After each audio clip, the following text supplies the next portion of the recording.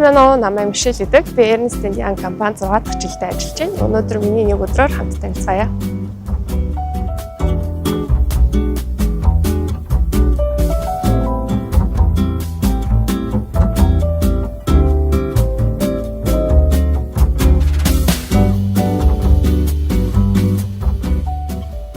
Өнөөдөр би ахлахаа аудиторуудаа өнөөдөр сургалт орохоор байгаа.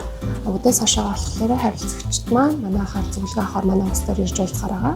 Түүний дараа болохоор манай багийнхан төсөлтөөр хамтарч ажиллах шаардлагатай байна.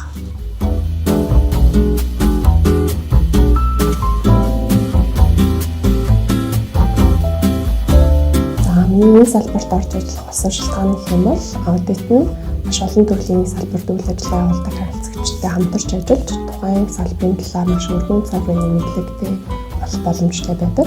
Үүнээс гадна аудиторын зөвхөн алдаа хайх шалгах гэхээс илүүтэй харилцагчдаа зөвлөгөө өгч өсөж дэвжих боломжийг олгодогтой байдаг.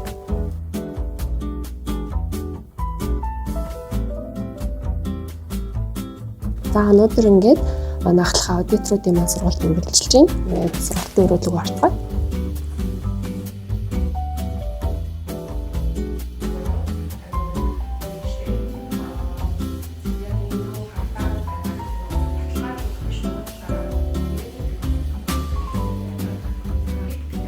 Манай компани нь Ernst & Young олон улсын эсвэлжээ аудит компани, Монгол дахь салбар гишүүн компани байгаа. Манай компани аудит, татвар, бусад зөвлөх үйлчилгээгээр мэргэжсэн гоё хамт олон ажилладаг.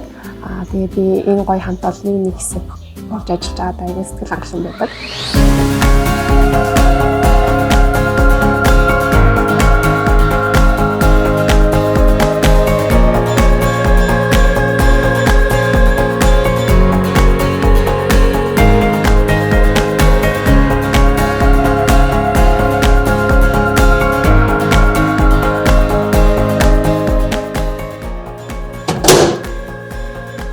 Ингээд өнөөдөр өдрийн олонд орох чинь.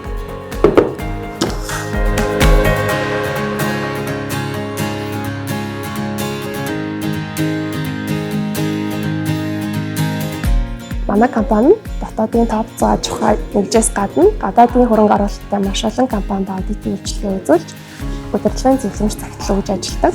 Бид үйлчлүүлэгчдийнхаа бие дод байдлыг дэмжин өсвөр дэвших зорилгын хүрээнд өөрсдийнхөө зүгээс үн цэн бүтээж байгаадаа маш сэтгэл хангалуун байдаг.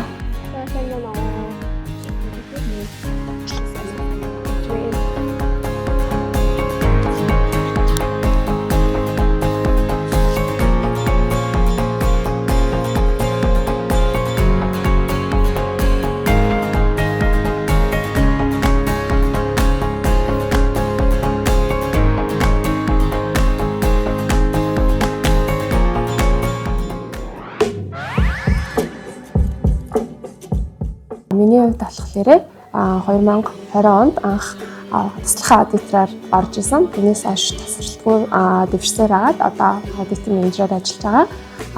Аудитын менежерийн хувьд гэхээр зөвхөн тоо шалгахаас илүүтэйгээр бас бусад харилцагчтайгаа илүү төлөвлөгөө туулж ажиллах, бусад туслахын аудиторуудаа илүү коуч хийж одоо зөвлөж чиглүүлэх үүргүүд бас хэмж ордог.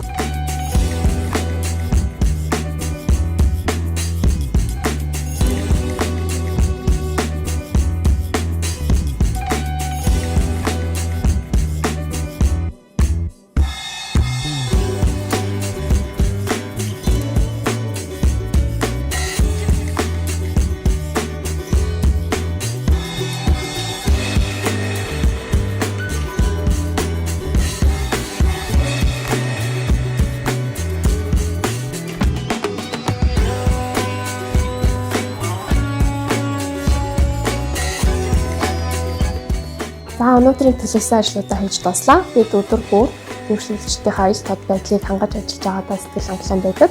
Эндээч бид өдөр бүр дэмжтэйгээр ажиллаж ирээдүгэн итгэлтэйгээр бий болох боломжийг хасгадаг.